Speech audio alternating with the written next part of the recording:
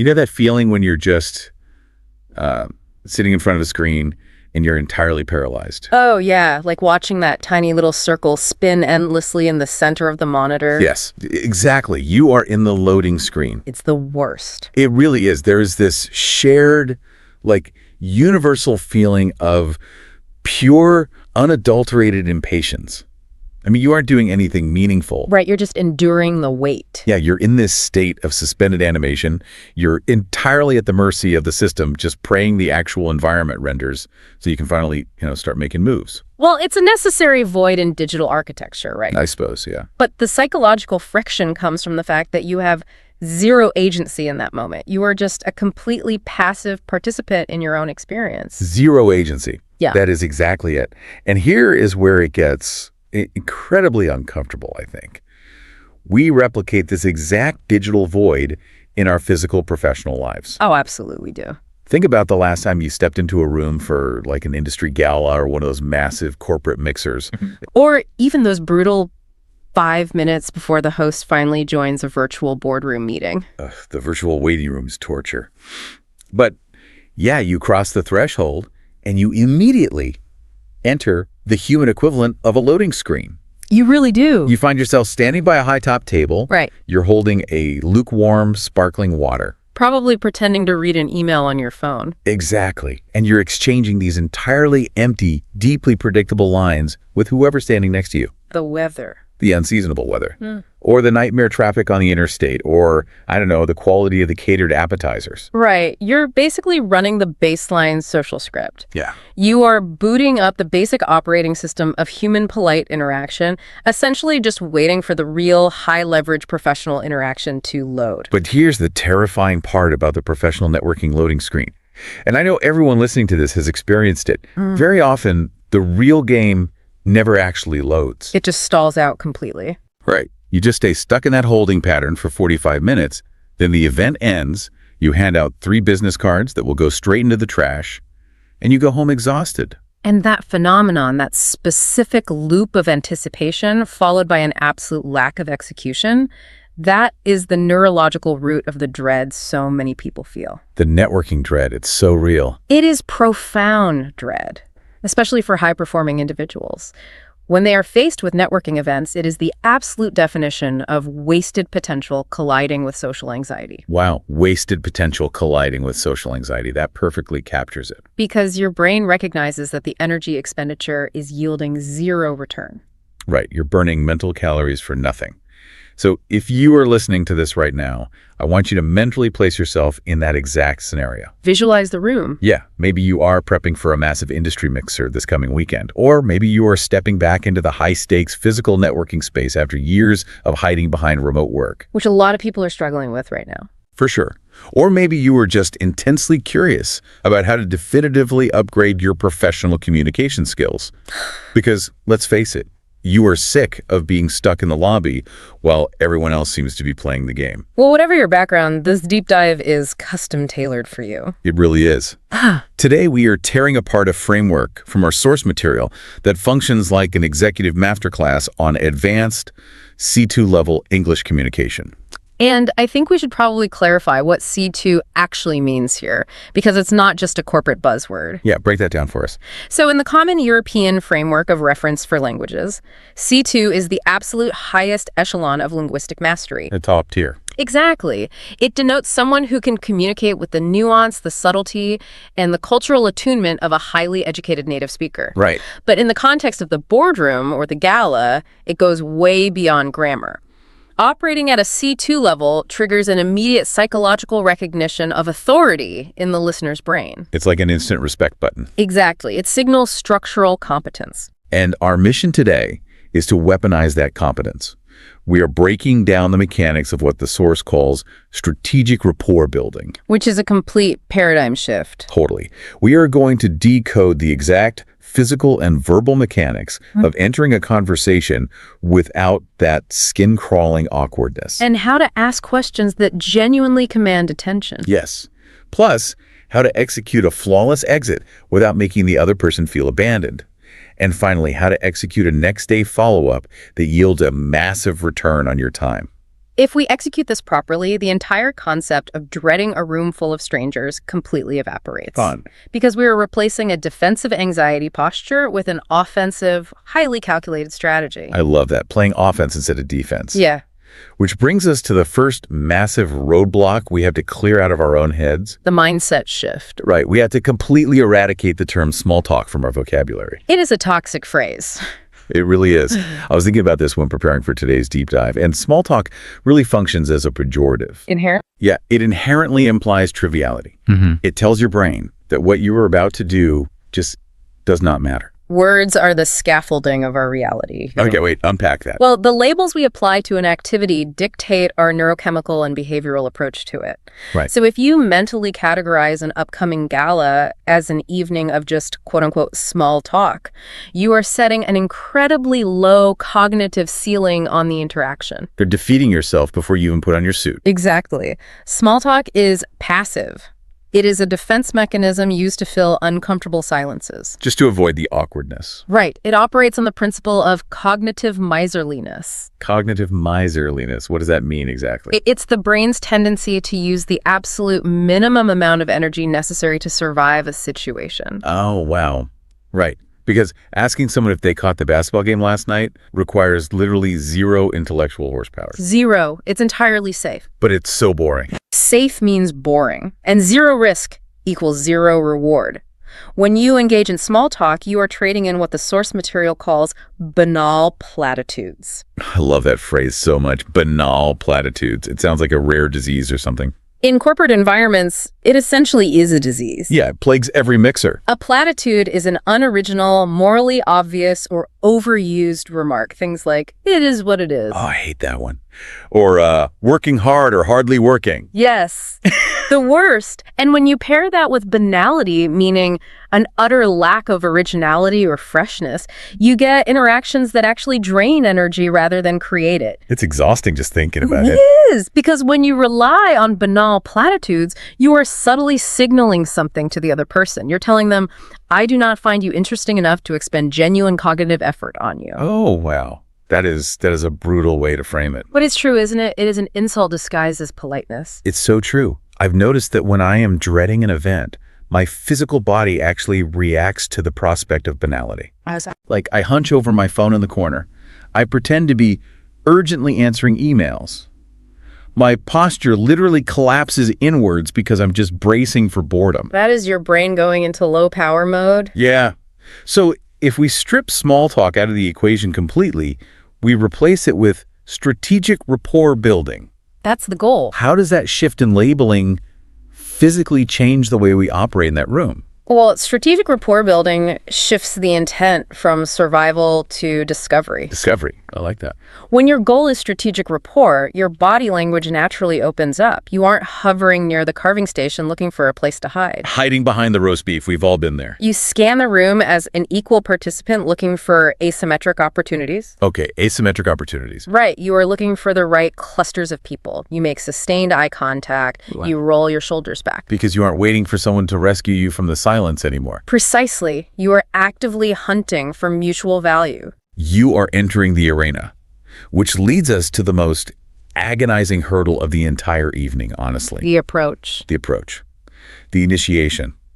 Moving past that loading screen, you've walked into the ballroom, the glasses are plinking, the jazz trio is playing in the corner. The ubiquitous hum of chatter everywhere. Yes, that intimidating hum. And you see a group of 4 or 5 people having an intense, engaging conversation. You want in. What is the cardinal sin here? The absolute cardinal sin is hovering on the periphery. We see it constantly. I have done it. I think literally everyone listening has done it. Oh, for sure. You step just close enough to a circle of people to signal that you want to be included, but you don't actually announce your presence. So you just sort of stand in their peripheral vision. Haunting the conversation like a corporate ghost. It is excruciating for everyone involved. It really is. It creates a tremendous amount of social tension. Because they can see you, right? Exactly. The people in the circle see you in their periphery, and their brains immediately have to process a threat assessment. A threat assessment, like who is this guy? Exactly that. Who is this person? Why are they listening? Do we have to stop talking? It forces them to manage your awkwardness. Which is awful. It is the fastest way to build negative rapport. So you're in the red before you even speak. Right. You must approach with intent. To pierce that circle without triggering a defensive reaction, you need a very precise mechanism. So let's break down the exact script for this from the source. The strategy here leverages proximity and direct validation. It's highly calculated. You confidently step up to the group during a natural breath in the conversation. You don't interrupt mid-word. Crucial point. And you say, "Pardon the intrusion, but I couldn't help but overhear your insights on the recent market volatility. I found your perspective fascinating. Mind if I join the fray?" The psychological heavy lifting that one sentence accomplishes is just staggering. It's dense. Let's dissect the architecture of it. Okay, so you start with "pardon the intrusion." This is what we call a pattern interrupt. It immediately and politely acknowledges the spatial boundary you are crossing. You are not apologizing for your existence, but you are formally requesting entry. It signals high social intelligence. Yeah, it really does. It's the difference between knocking on a door and just like violently turning the handle and walking in. Precisely. Then you immediately pivot to validation. "I couldn't help but overhear your insights. I found your perspective fascinating." You're flattering them. But specifically, you are answering their brain's immediate threat assessment. You are telling them, "I am here because what you are saying have high value." Notice you aren't leading with your own opinion. You don't walk up and say, "Well, actually, I think market volatility is..." No, that's a disaster. You are elevating their status first. Right. I want to focus on the final hook, though, because I think this is the absolute masterstroke of the whole approach. "Mind if I join the fray?" It's a great piece of vocabulary. I have to admit, the first time I read that in the source material, I paused. Because historically, a fray is a Fizzaloo battle. It's combat. Right, entering the fray. Using it in a Marriott ballroom over cocktails is this brilliant juxtaposition. It injects what we call charismatic humility into the interaction. Charismatic humility. Explain that. By humorously referring to their dynamic corporate discussion as a fray or a combat zone, you are complimenting their passion. You are validating the energy of their debate. It implicitly says, "I see you all are deeply engaged in something intense, and I want to get down in the trenches with you." Okay, but let me push back on this on behalf of the listener for a second. Please do. Let's say I'm a 26-year-old software developer at a tech meetup in Silicon Valley. Yeah. Everyone is wearing hoodies and drinking IPAs. Okay, setting the scene. If I walk up to a circle of startup founders and say, "Mind if I join the fray?" am I going to sound like a pretentious 18th century aristocrat? That is a very fair question. Like, does this translate across all industries, or is this just for, Wall Street bankers in tailored suits? That is a phenomenal piece of pushback. The exact lexical choice, the literal words you use, must always be calibrated to the cultural context of the room you're in. So you have to read the room. Always. If you are in a highly informal startup environment, using the word fray might actually create cognitive dissonance. They look at you like you're crazy. Right. However, the structural mechanism remains entirely identical. You can modulate the vocabulary while keeping the architecture. Okay, give me an example for the hoodie crowd. In Silicon Valley, you might step up and say, "Sorry to crash the circle, but I overheard your debate on server-side rendering, and your take is fascinating. Mind if I jump into the crossfire?" Jump into the crossfire. That's perfect. It works, right? It's the exact same charismatic humility, Yes. the exact same validation of their intensity, but updated for the cultural vernacular of the room. Exactly. You are still acknowledging the boundary, you're still validating the topic and asking for entry using a slightly elevated humorous metaphor. It reframes you from an outsider who is rudely interrupting to a willing participant stepping into the intellectual arena with them. You're an asset to the conversation now. Right. Now, let's pivot to a totally different and honestly, arguably much scarier scenario. Okay. You aren't approaching a group of peers. You are approaching the whale. Oh, the high-stakes approach. You are approaching the keynote speaker, the VIP, the industry titan you have literally followed for years. They are standing alone near the bar for a brief second. You make your move. What is the standard trap here? The standard trap is the fanboy dynamic. Yep. It's the generic compliment. People walk up, their adrenaline is completely spiking, and they just default to, "Great speech," or "I really loved your book." And the conversation immediately dies right there. Instantly. The VIP says, "Oh, thank you so much," smiles politely and looks right past you. Oh. You are firmly stuck on the loading screen, and now you have to walk away feeling like an absolute idiot. The conversation dies because a generic compliment is a conversational dead end. It gives them nothing to work with. Exactly. It requires nothing of the recipient other than a polite thank you. Right. But more importantly, it immediately frames the power dynamic as subordinate to superior. Right. You're the fan, they're the star. You've positioned yourself as a consumer of their content, not an intellectual peer. So how do we bypass that? Sure. Because you want to compliment them, obviously.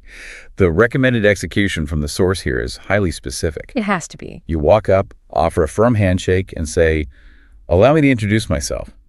Your keynote resonated profoundly with me, particularly your thesis on supply chain optimization. It fundamentally challenged my prior assumptions." That is a phenomenal script. Let's look at the mechanism of that last phrase. Challenging prior assumptions. Yeah, let's break that down. When you deliver a generic compliment, you are just offering empty praise. When you identify the specific structural argument, their thesis on supply chain optimization, and state that it altered your own cognitive framework, you do something incredible. You prove you actually listened. Yes, you prove that you actually metabolized their work. I see that. But I'll play devil's advocate again for the listener. Go for it. It fundamentally challenged my prior assumptions. Is that just a very fancy way of kissing up to them? Not if it's true. But is there a risk that this sounds like a rehearsed line from a corporate thesaurus? How do you deliver that without sounding totally robotic? Well, it only sounds like kissing up if it is disconnected from reality. Right. The absolute prerequisite for the strategy is authenticity. You cannot approach a VIP and reference a thesis you didn't actually listen to or care about. They will see right through it. If you're faking it, you'll crash and burn. Right. If you deliver that line with a monotone voice and a blank stare, yes, it sounds like a recited script. But if you deliver it with genuine eye contact, a slight lean in, and real enthusiasm for the intellectual problem they were solving on stage, it registers as elite competence. Because they care about the problem too. Exactly. Remember, these VIPs spend hundreds of hours agonizing over the structural nuances of their presentations. When 99% of the room just walks up and says, "Great job," and you are the 1% who points to the exact load-bearing pillar of their argument and says, "That specific mechanism changed how I view my industry," you trigger a massive dopamine hit in their brain. Because they finally feel understood. Not just praised, but deeply intellectually understood. Yes. You instantly separate yourself from the herd of fans. You have established yourself as a peer who possesses the actual bandwidth to engage with their ideas structurally. You prove you belong in the room with them. Exactly. Okay, so we breached the perimeter. We didn't hover. We joined the fray with the group. Or we validated the thesis of the VIP. The approach was a success. We've had our brilliant 30-second opening. They smiled, their eyes lit up, they welcomed you in. You're in? But this right here, this exact moment, is where the sheer panic usually sets in for me. Why is that? Because the adrenaline of the approach fades, and now you realize, oh no, I actually have to talk to them. Now the real work begins. I have to keep the momentum alive without plunging straight off a cliff. Right. You are entering the vast, perilous desert of the middle conversation. The desert. This is where most strategic networking completely falls apart. The initial spark is there, but lacking a clear roadmap, people inevitably retreat to what the source calls conversational cul-de-sacs. Cul-de-sacs. Yeah. The suburban road that looks like it's going somewhere, but literally just leads you in a giant circle right back to where you started. A perfect metaphor. And the two biggest culprits, the absolute most notorious cul-de-sacs in the corporate world are, what do you do and where are you from? We rely on these questions because they are deeply ingrained rote scripts. They're just automatic. They are the ultimate banal platitudes. But consider the cognitive load of asking, what do you do at an industry mixer? It's heavy. Right. By 8:00 p.m., a successful executive has likely answered that question 15 times. Every time you ask it, you force them to regurgitate a recited elevator pitch. It is fundamentally uncreative. Completely. It does not foster genuine rapport. It merely facilitates a dry transaction of data. It forces them back onto the loading screen.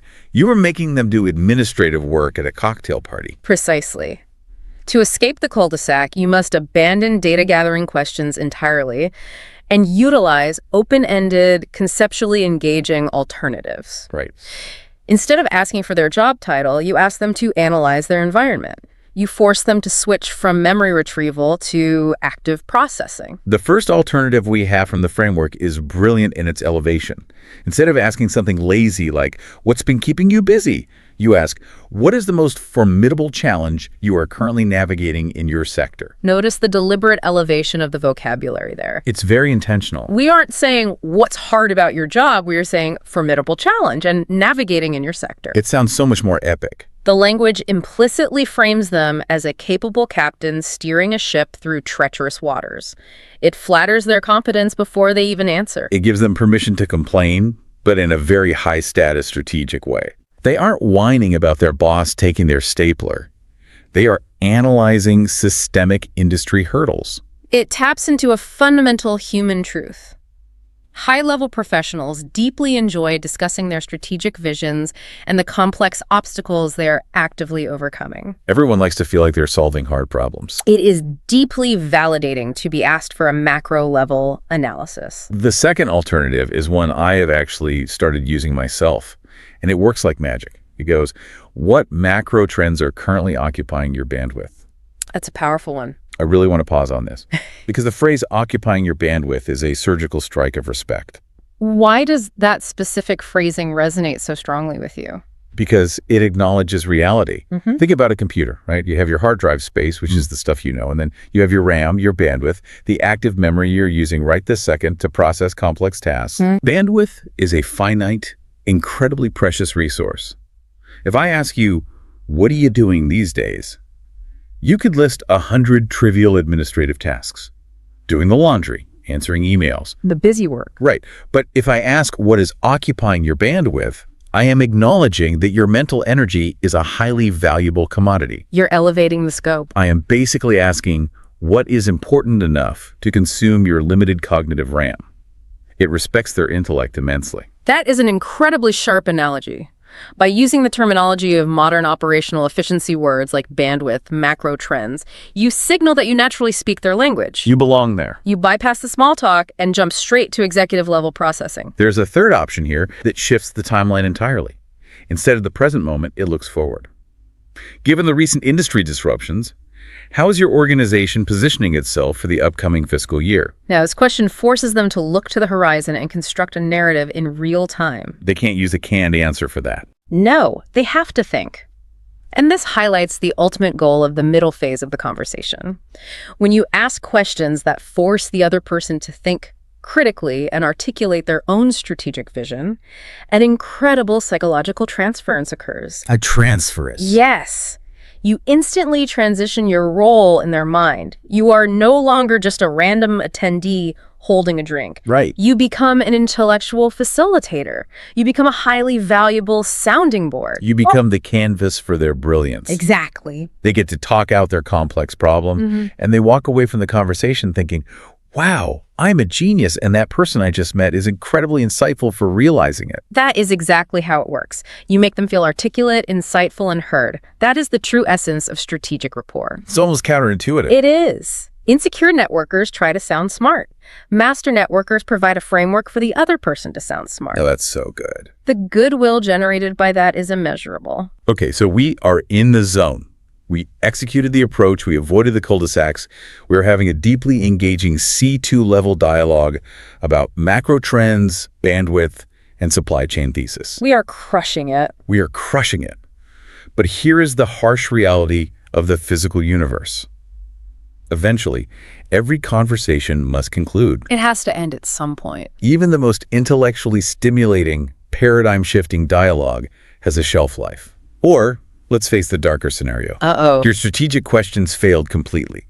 They are totally immune to charm, and you are now physically trapped in the corner near the ice sculpture while they deliver a 30-minute monologue about their golf swing. Oh, the dreaded stagnant connection. It's a conversational hostage situation. Yes.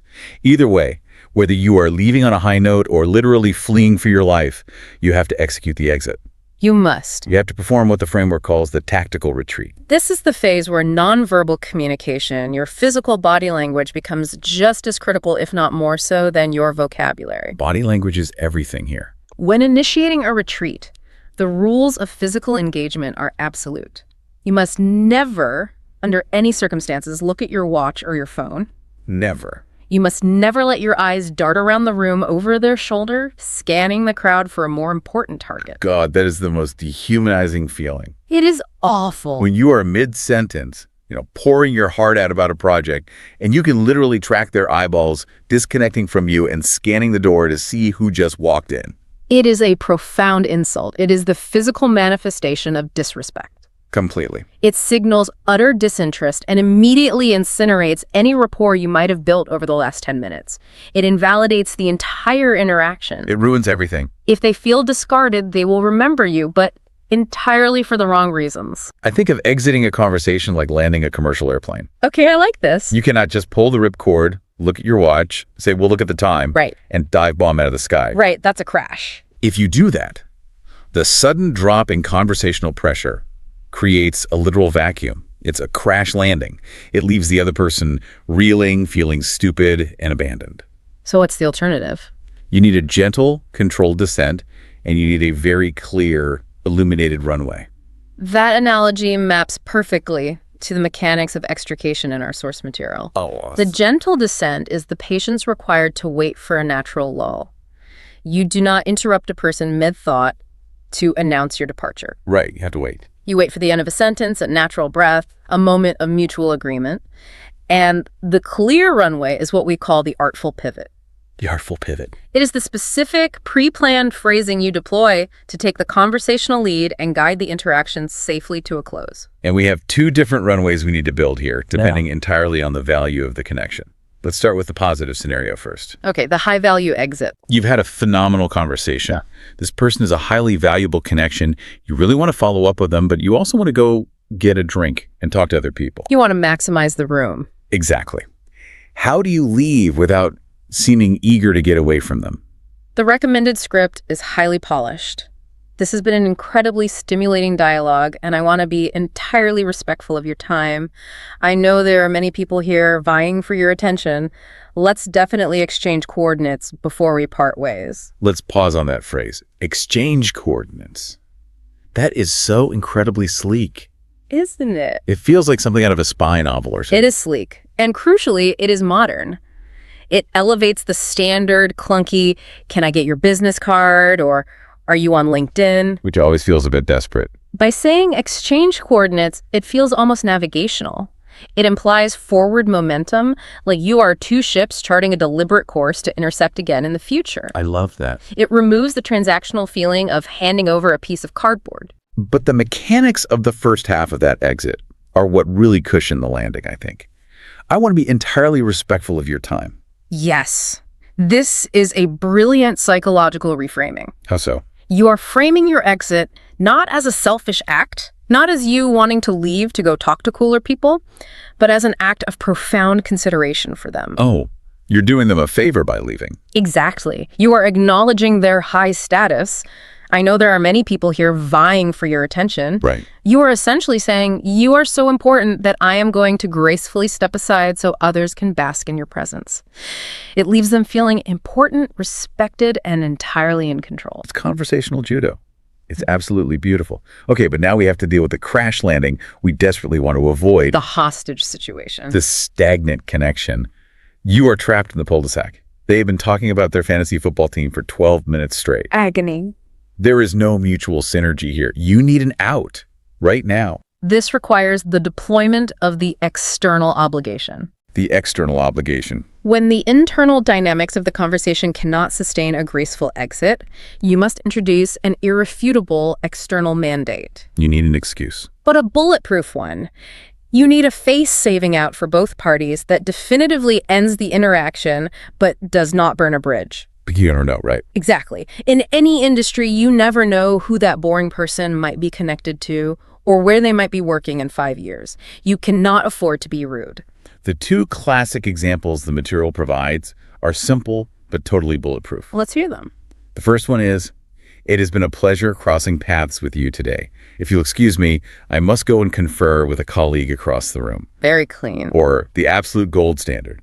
I'm going to quickly replenish my beverage. It was wonderful meeting you. Let's analyze why these work so flawlessly. It comes down to them being polite, but absolute. Absolute is the key word. They leave zero room for awkward lingering, negotiation, or tagging along.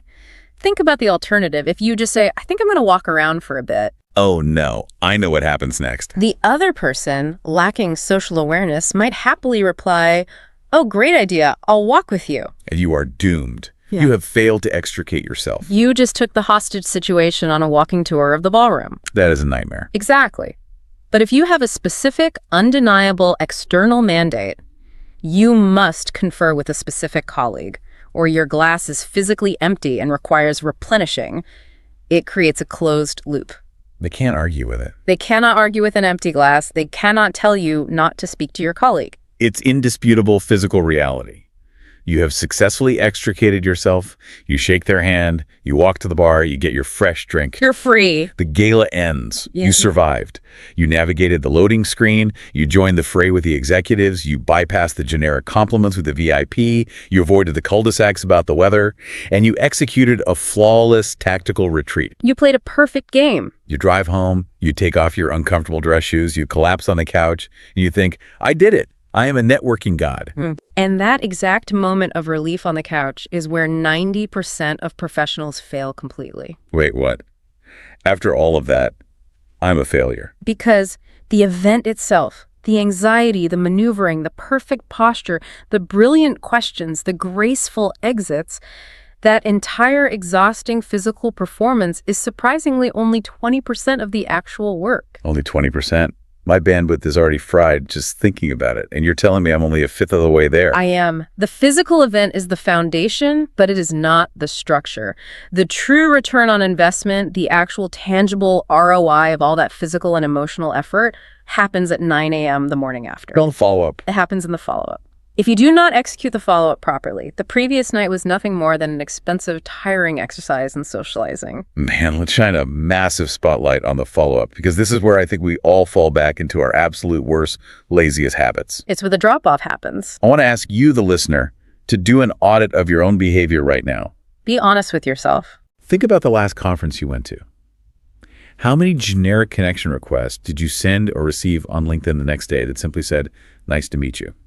Or worse, just the default automated connection request with absolutely zero message attached. Oh, the empty connection request. It's so bad.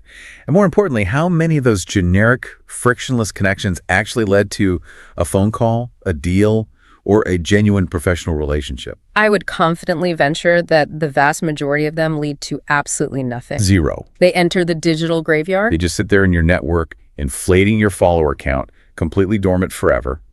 Sending a generic "nice to meet you" message is a catastrophic squandering of the equity you just built. It really is. Think about it. You did all the hard work to establish yourself as a C2 level intellectual peer at the event. You challenged their assumptions, you asked about their macro trends, You stood out. and then 12 hours later, you hit them with an automated button click. You immediately revert to being a generic face in an overcrowded inbox. It erases all your hard work. To maintain the elite positioning you established in person, your digital correspondence requires a mechanism known as a conversational anchor. An anchor, like a heavy weight that stops the memory of you from drifting away in the current of their busy morning. That's a beautiful way to visualize it. An anchor is a specific, highly nuanced data point extracted from your discussion the night before. Give me an example. Well, it acts as a mental hook. When a busy executive opens their inbox and sees 20 follow-up emails, the conversational anchor immediately contextualizes who you are, pulling your specific interaction out of the fog of the evening. We have a highly detailed, mathematically precise template for the ideal correspondence from the source material. It's a great template. Let's read through the anatomy of this perfect email and then break it apart piece by piece. Let's hear it. Okay, here we go. Dear John, it was a distinct pleasure making your acquaintance at last night's gala. I am still ruminating on our discussion regarding AI implementation in the fintech sector. I've attached an article that aligns perfectly with your thesis. I would welcome the opportunity to explore potential mutual synergies over coffee next week. That paragraph is a literal masterclass in professional high-leverage correspondence. It's so tight. There's no fluff. None. Every single sentence serves a distinct psychological function. Let's unpack the architecture of it. Step 1. The context. It was a distinct pleasure making your acquaintance at last night's gala. Boom. Location secure. They know exactly where they met you. Step 2, the conversational anchor. I am still ruminating on our discussion regarding AI implementation in the fintech sector. I really want to focus on the word ruminating, because you could just write, I remembered what we talked about. but ruminating is so much more powerful. Why is ruminating structurally superior to just remembering? Because I remembered is just a passive statement of fact. Like, my brain successfully retained the data, Right. but I am ruminating implies an active, ongoing, intense cognitive process.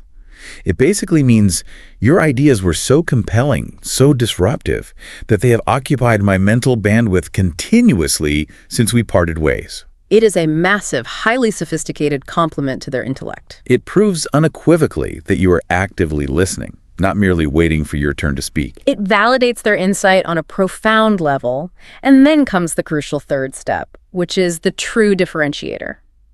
I've attached an article that aligns perfectly with your thesis. You are providing immediate value. But let me challenge this for a second. Challenge it. Is sending an article a little presumptuous? Like, hey, you probably don't know about this, you need to read it. It is the absolute opposite of presumptuous if it's framed correctly. Yeah. You aren't saying educate yourself. Right. You are saying this aligns perfectly with your thesis. You are providing external validation for their brilliant idea. I see. Networking is fundamentally not about collecting business cards or seeing what you can extract from someone else's influence. It is about cultivating an ecosystem of mutually beneficial relationships. A mutual ecosystem. By sending an article, a white paper, or a specific data set that supports their argument, you are watering that ecosystem before you ever ask for a harvest. That's a great way to put it. You prove immediately that you are a peer who brings actionable resources to the table, not a solicitor looking for a favor. You are depositing social capital into their account before you ever attempt to withdraw. Precisely. And that leads to the final step in the email, the call to action, the low-stakes escalation. The email ends with, I would welcome the opportunity to explore potential mutual synergies over coffee next week. Notice the perfect balance of that sentence. It is low stakes because you are only proposing coffee, which is a 20-minute, easily cancelable commitment. It is not a formal pitch meeting in a boardroom. No, but it is an escalation because you are deliberately moving the relationship out of the chaotic environment of the gala and into a dedicated one-on-one space specifically designed to discuss these mutual synergies. And mutual synergies implies that both of you stand to gain from the interaction. You aren't asking to pick their brain, which, by the way, is a phrase that terrifies busy people because it implies you want to extract their knowledge for free. It's a parasitical phrase. It is. You are proposing a collaboration where 1 + 1 = 3. You both win. Exactly. Now, to execute this entire life cycle flawlessly, from that initial terrifying approach by the buffet table, navigating the cul-de-sac, surviving the exit, all the way to hitting send on this hyper-calibrated follow-up email, it requires a very specific lexical toolkit. A toolkit we've been subtly building this whole time. Throughout this deep dive, we've organically uncovered a specific set of vocabulary. These are the structural pillars of executive communication. Let's isolate and solidify them because they represent the exact narrative arc of a successful event. Yeah, let's lock these in. These 5 pillars are the bedrock of the C2 level mastery we've been discussing. If you internalize these concepts, the physical behavior just naturally follows. Okay, pillar number 1 is the trap we must avoid at all costs. Banal platitudes. As we discussed, a platitude is an unoriginal, overused remark intended to soothe, but which actually just bores everyone to tears. It drains the energy from the room. Banality amplifies that lack of originality. It is the absolute antithesis of strategic rapport. It is talking about the weather, it is complaining about the traffic, it is the cognitive miser's defense mechanism. If you find yourself exchanging banal platitudes, you are stuck on the loading screen. You're going nowhere. The mindset shift is realizing that avoiding banal platitudes is an active, conscious choice. You have to refuse the easy, boring path. Which leads directly to pillar number 2. When you spot a high-value group, you must execute the approach. You must join the fray. I still love this idiom so much. Historically, a chaotic battle, now repurposed with charismatic humility to mean entering a lively, intense corporate discussion. It's brilliant framing. You validate their energy, you acknowledge the boundary, and you step into the intellectual arena with them. Mind if I join the fray? And once you are inside the fray, your entire goal is to uncover pillar number 3, Mutual synergies. Synergy is that magic corporate word, but its definition is precise. The interaction of elements that, when combined, produce a total effect greater than the sum of the individual elements. 1 + 1 = 3. You are digging through their macro trends and their bandwidth to find where your puzzle pieces interlock with theirs. But eventually, as we know, you must initiate the tactical retreat. Which brings us to pillar 4. To extricate oneself. It sounds so surgical, extrication. It's not just walking away or running for the door. No, it's deliberate. It means to free oneself from a constraint or a difficult situation with immense skill and tact. It is the artful pivot. It is the external obligation of the empty beverage. You extricate yourself without leaving a wake of awkwardness behind you. And finally, pillar number 5, the engine of the morning after ROI. To ruminate, to think deeply, to chew over a concept. It is the ultimate compliment to the person you met. It proves their ideas had a profound, paradigm-shifting impact on your cognitive bandwidth. If you string those 5 pillars together, you have a completely foolproof chronological roadmap for mastering literally any room. You really do. Think about the arc. You walk in and actively refuse to exchange banal platitudes. You scan the room, locate the intense conversations, and confidently ask to join the fray. Beautiful. While engaged, you ask open-ended bandwidth questions to uncover mutual synergies. When the natural lull arrives, you flawlessly extricate yourself using an artful pivot, and the next morning you drop an anchor in their inbox, proving you are still ruminating on their brilliant insights. It is a complete start-to-finish psychological playbook.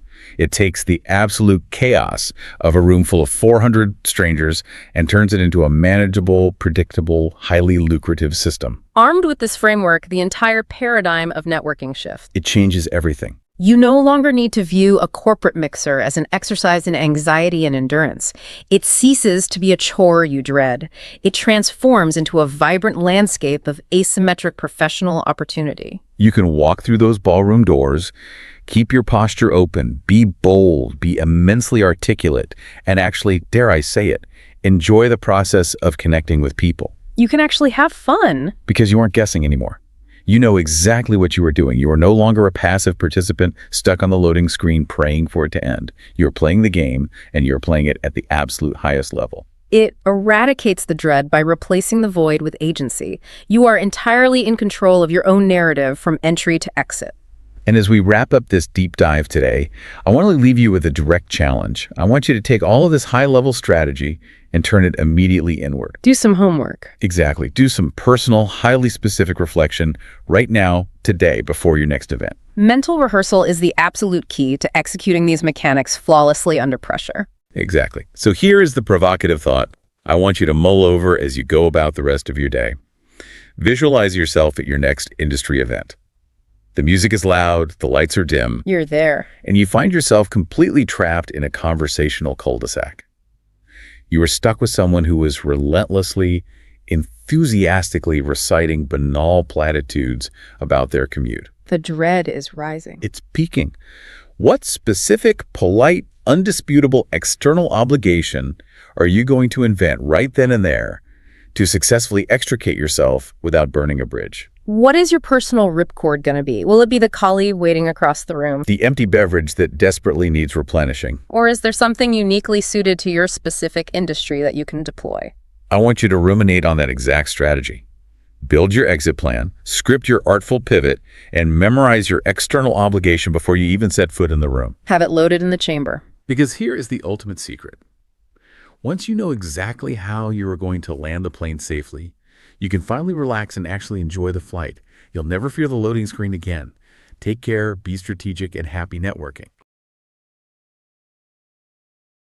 You know, there is a very specific, almost universal kind of panic. Oh, yeah. That sets in when you suddenly find yourself alone in a room with a massive C-suite executive. It is terrifying. Right. Like maybe the elevator doors close or you're the first 2 people to log into a virtual meeting and your brain just flatlines. It completely blanks. You are fighting the urge to either stare uncomfortably at your shoes or, honestly worse, start gushing about how much you love their company. Yes. We have all been there.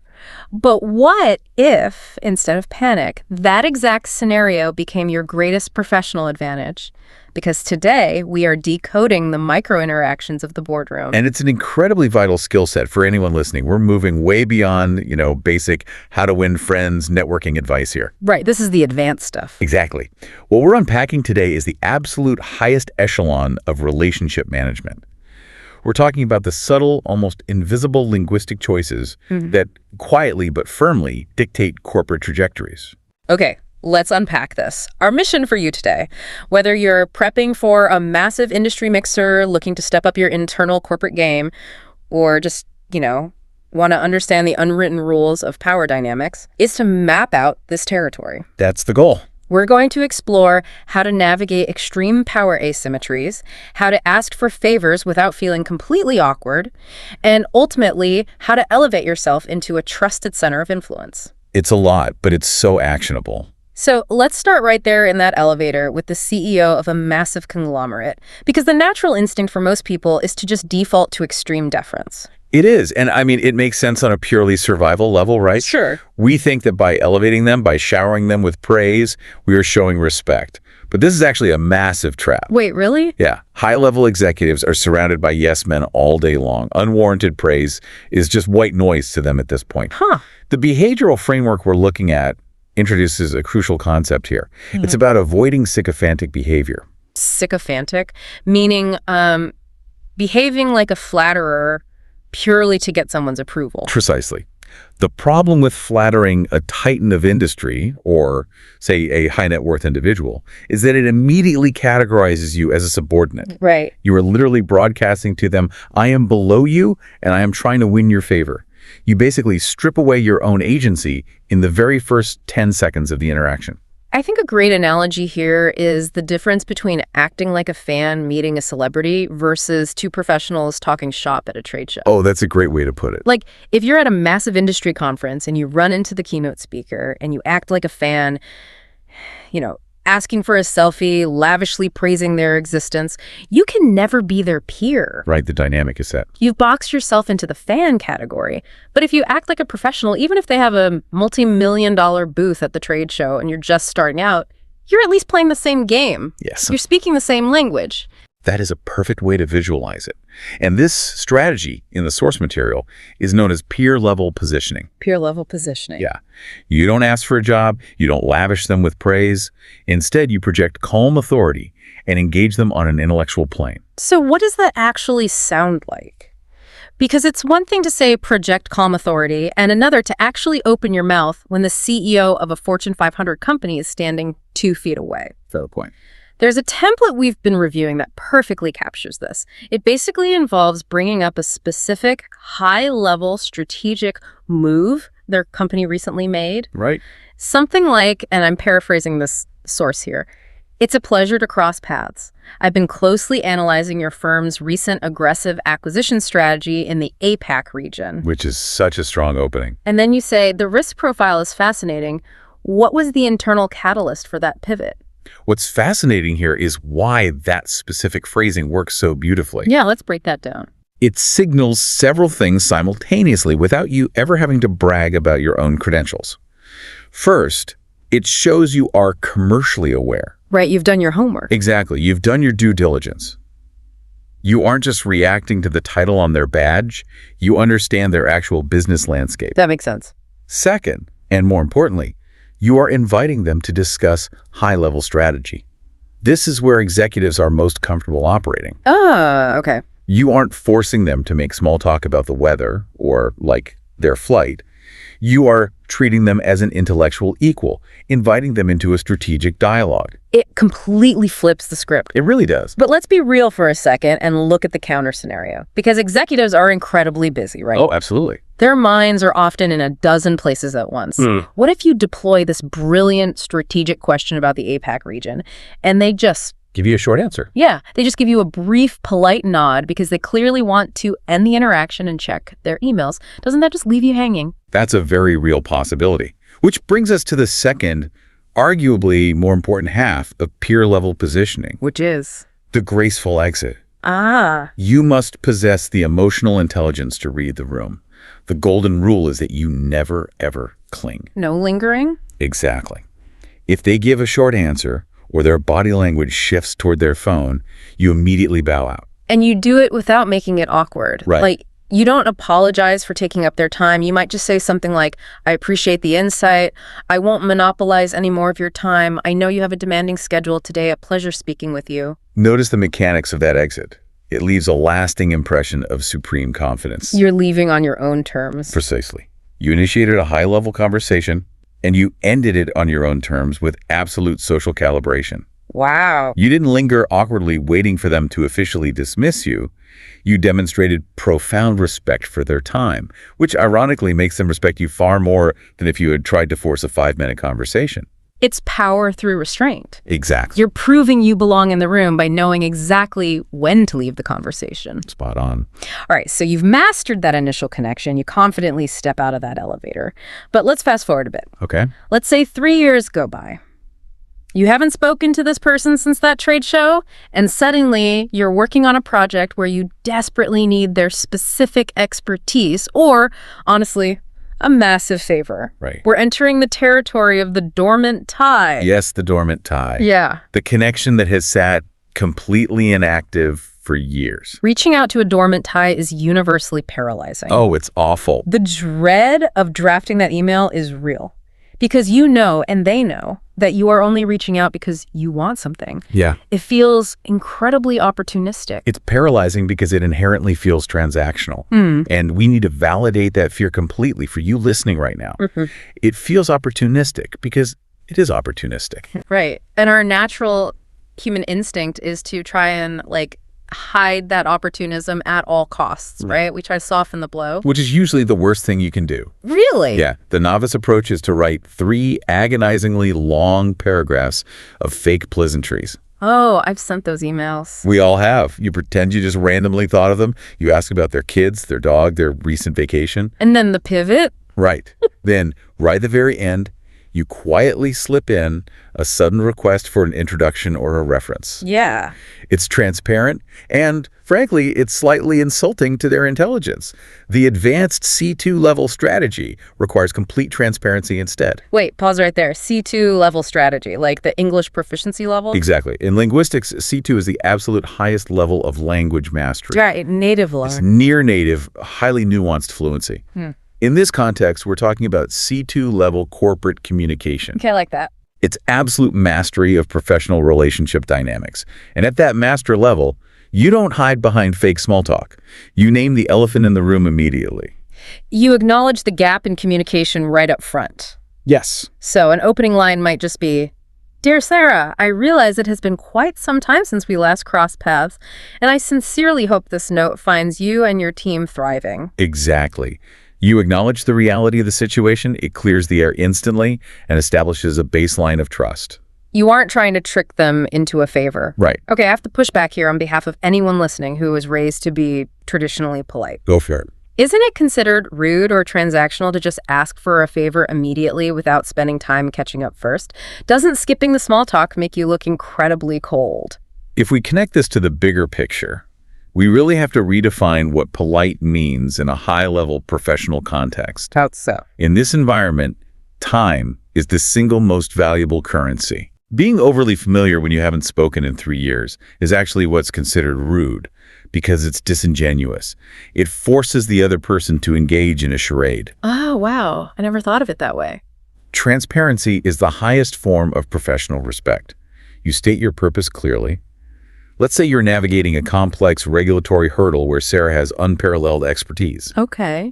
You simply transition to asking for a brief 15-minute consultation.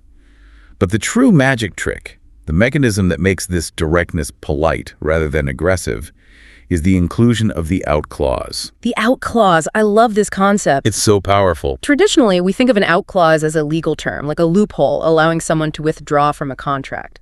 But applied to social dynamics, it's a linguistic mechanism that gives the recipient permission to say no without feeling even an ounce of guilt. It preserves the relationship by actively removing pressure.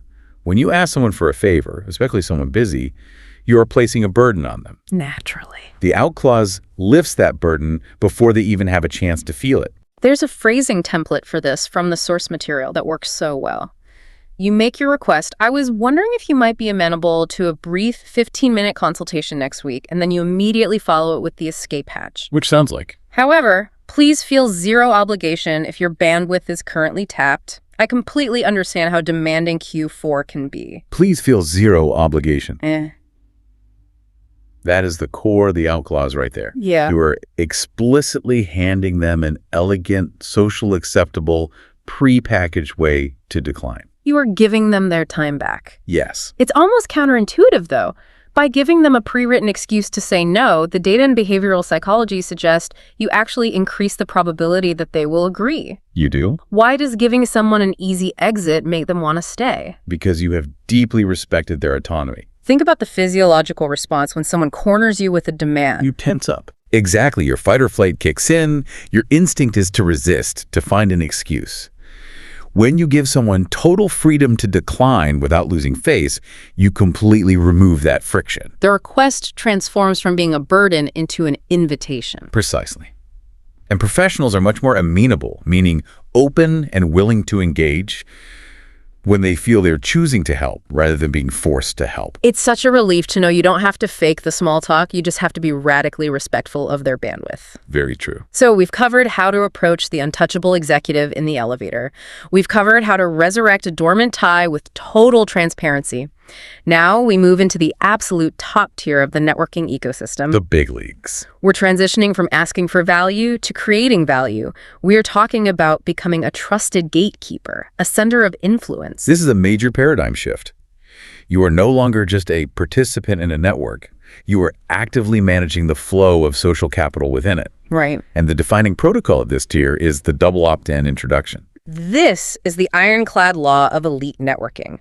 You never, ever give out a high-level contact's email address, phone number, or calendar link without their explicit prior consent. Doing so is a massive breach of professional trust. Yeah, that's a quick way to get blocked. Oh, absolutely. If Party A asks you to introduce them to Party B, you cannot simply start an email thread connecting them and hope for the best. Right. You have to act as a diplomatic buffer. You must reach out to Party B, the target of the introduction, privately first. Here's where it gets really interesting, because the psychology of being this diplomatic buffer is incredibly delicate. It is. You're trying to figure out if Party B is open to the connection, but you cannot make them feel obligated to you. You have to use what's called floating an idea. Yes, to float an idea means to suggest something tentatively. You are just testing the waters without committing anyone to anything. No pressure. It's extremely low pressure. The private message to Party B might be a quick note saying, I am reaching out because a highly competent colleague of mine is looking to connect with thought leaders in your space. Okay. And then you say, I wanted to float the idea of an introduction.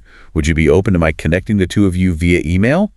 Absolutely no pressure either way. I wanted to float the idea. So it's so casual yet deliberate. Gives them an out. Exactly. Let's dig into the why here. Why does the double opt-in elevate your own status? Because if you think about it, what happens if you blind intro a busy CEO to someone who turns out to be a time waster? It reflects horribly on you. Right. That reflects entirely on you. You burn your own social capital. By insisting on the double opt-in, you become a vault. You're proving to Party B that you prioritize their time and their privacy over doing a quick favor for Party A. Which builds trust. Massive psychological safety for Party B. And if Party B says no, maybe they're just genuinely in capacity. You, as the diplomatic buffer, absorb that rejection. Party A never knows. Party A never has to face it directly. You go back to Party A and say, I reached out, but unfortunately, he is currently at capacity and isn't taking on new engagements right now. You protected Party B's reputation, and Party A doesn't feel personally slighted. You managed the ecosystem perfectly. But let's say Party B says yes. Okay, best case scenario. They are open to the introduction. Then you send the mutual email. And the execution of this final mutual email. It's like watching a high-end gallery curator at work. Oh, I like that comparison. Think about it. If you're a top-tier art curator, you introduce a VIP buyer to a brilliant new artist. You physically bring them together in the gallery. You frame the value of the art. You highlight why this specific connection makes sense for both of them. And then, crucially, you physically step back so the transaction can actually happen. You get out of the way. You don't hover over their shoulders while they talk price. The script for this mutual email perfectly mirrors that curator move. Yeah. You open with the introductions. Sarah, meet John. John, meet Sarah. Then you state the value proposition clearly and concisely.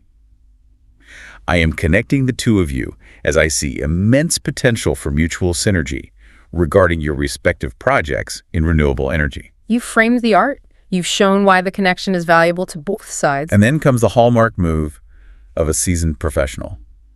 You end the email with a single powerful sentence. Which is? I will now step out of the thread and let you two take it from here. I will now step out of the thread. I love that so much. It is such a power move. It really is. You made the connection, you established the mutual value, and then you elegantly remove yourself. You don't need to be CC'd on their inevitable scheduling back and forth. No one wants that. You don't need to monitor the relationship. You did your job as the center of influence. By stepping out, you demonstrate that you aren't needy. Yeah. You aren't trying to micromanage the relationship you just created to ensure you get credit for it. Right. You trust both parties to handle their business independently. It projects supreme confidence. It's the ultimate display of social calibration. So what does this all mean for you listening right now? It means that strategic networking isn't about collecting the most business cards or, being the loudest person at the mixer or faking enthusiasm. No, not at all. It's a marathon, not a sprint. It's built on a series of calculated, highly respectful micro-interactions. You can immediately apply peer-level positioning the next time you meet someone intimidating. Just skip the flattery and engage them on strategy. Absolutely. You can be radically transparent and use an out clause the next time you need a favor from a dormant tie. And you can protect everyone's time and boost your own reputation by strictly enforcing the double opt-in introduction. It really is a comprehensive toolkit for navigating any boardroom or high-stakes email thread. For sure. And to make this actionable right now, I'd ask you to reflect on your own network today. Think about your dormant ties. Good idea. Who is someone you haven't spoken to in over a year? Whose insight or expertise you genuinely need right now? How could you draft an email to them today, acknowledging that gap in communication without apologizing for it, and using an out clause to rekindle that relationship respectfully? It's a great exercise. It takes the fear right out of reaching out because you are handing them the permission to say no. It does. It completely de-risks the interaction for both of you. But before we wrap up today, exploring all these advanced frameworks raises a really fascinating, almost philosophical question. Oh. We've spent all this time dissecting how to use these micro-interactions on others. But what happens when you deploy these exact strategies on someone who is also operating at this master level of communication? Oh, wow. When both people intimately know all the unwritten rules. That is a brilliant thought to chew on. Does it become this, hyper-calculated game of networking chess with each person trying to outmaneuver the other with perfectly placed out clauses and peer-level positioning? Right. Or does it do the exact opposite? Does it simply strip away all the awkward corporate friction, leaving a perfectly efficient, completely mutual exchange of value? I suspect it's the latter. When both parties remove the ego and the pretense, you're just left with profound mutual respect. I love that. The friction-free conversation, it completely changes how you view that initial panic we talked about at the top of the show. It really does. The next time those elevator doors close and you're standing next to the CEO, you don't have to freeze. You're not a fan looking for an autograph. You have the exact vocabulary to invite them into the game. Thank you so much for joining us on this deep dive. It's been a pleasure exploring this with you. Take these tools, step into the thread, and we'll catch you on the next deep dive.